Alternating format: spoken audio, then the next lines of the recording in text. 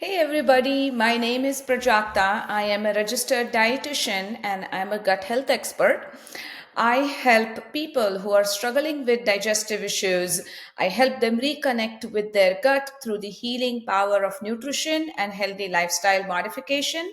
And I am here today to talk a little bit about gut microbiome and how the poor or unhealthy gut can be a roadblock to your weight loss journey.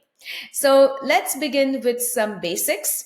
Some of you may have heard the term gut microbiome, and some of you may be wondering what is this about. So let me just talk to you and explain you some basics. Let's talk about what is gut microbiome. So, gut microbiome is a community of microbes. These are the live microbes that live in our large intestine mainly, and there are some gut microbes that also reside in our small intestine. So, this is a community of live microbes that are in our large intestine, and these microbes, they are about trillions in number. So they are more than our own body cells.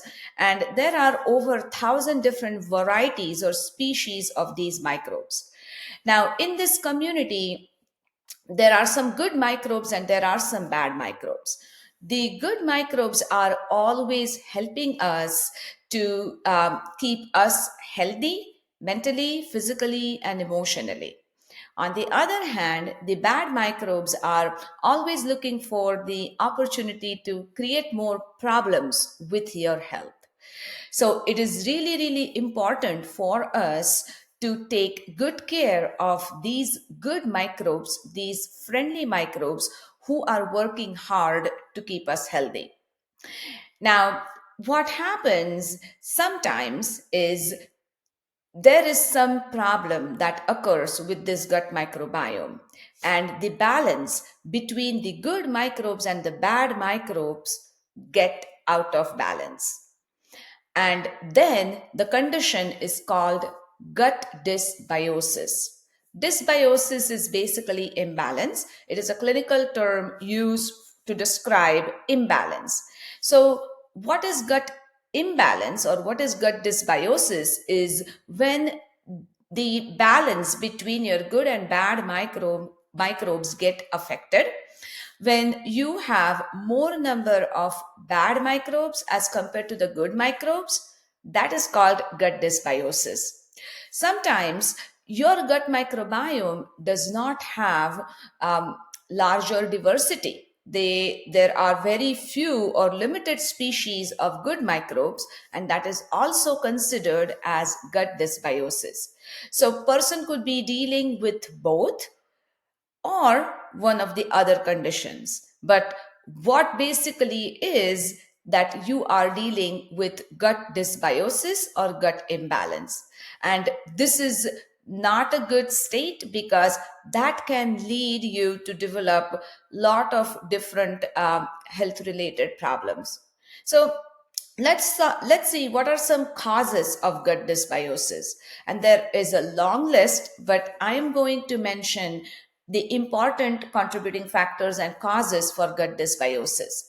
So definitely nutrition plays a big role.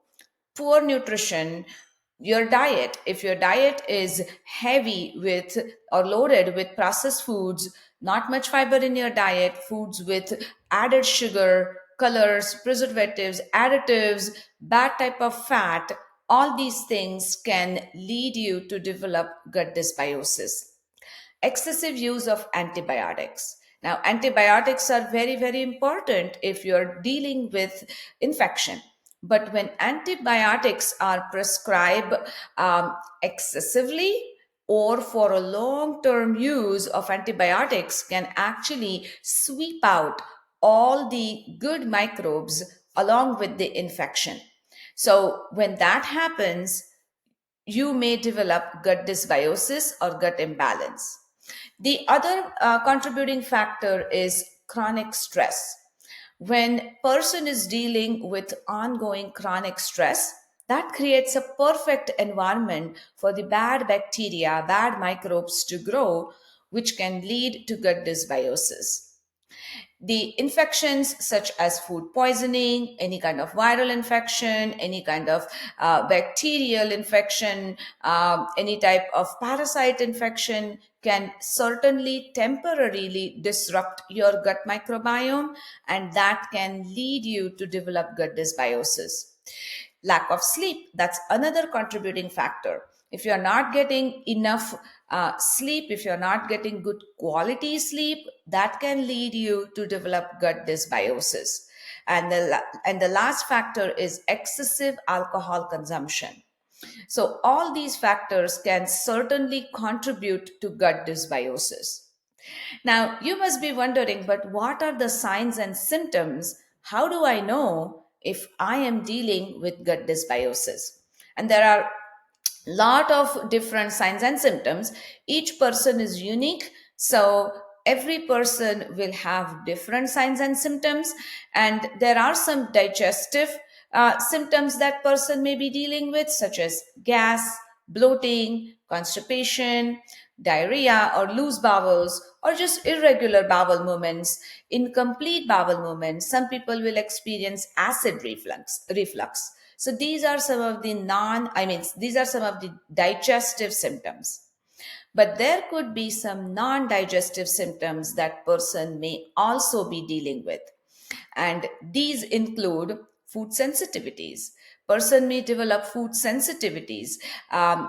You might notice that some of the foods that you have been eating for a long time, suddenly your body has started to react to those foods. You feel some type of discomfort after eating certain foods in your diet, and that could be a sign that indicate that you have imbalanced gut, or you have gut dysbiosis. Mood changes. Some of the other non-digestive symptoms include brain fog or very poor energy. You feel tired and fatigued all the time. You don't feel like getting out of the bed.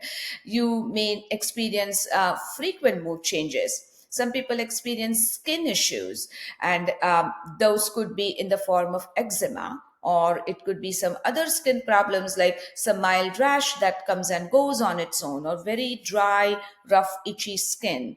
Um, so that also could be a sign of gut dysbiosis. Some people will also develop acne. If you are not a teenager and if you're still experiencing acne, that could be a sign that you have gut dysbiosis. Some people have weakened immune system where you may fall sick frequently. You are always dealing with some type of infection, or you may be extra sensitive to scented candles or perfumes, or gas or fumes. And all this can also indicate that you have gut dysbiosis. The other non digestive symptom, which is a big thing, is unexplained weight changes. So, sudden weight gain, or people who are unable to lose weight, people who are dealing with the problems where they're not able to gain any muscle mass, that also could be a sign that you probably are dealing with gut imbalance. And definitely focusing more on calorie restricted diet, or probably even doing intermittent fasting, or going on some weight loss shakes and weight loss programs, I would recommend you to get to the root cause of it. If you think that you are having some weight challenges, if you also think that you are dealing with some gut issues, or even if you're not dealing with gut issues, I think it's a good idea to start cleaning up or fixing up your gut, because the root cause could be your gut health. And once you fix your gut, once you create that balance between your good and bad microbes, then that can actually help you lose weight. So I actually would like to shed little bit of light on this topic of how unhealthy gut can result in weight gain or some weight loss challenges.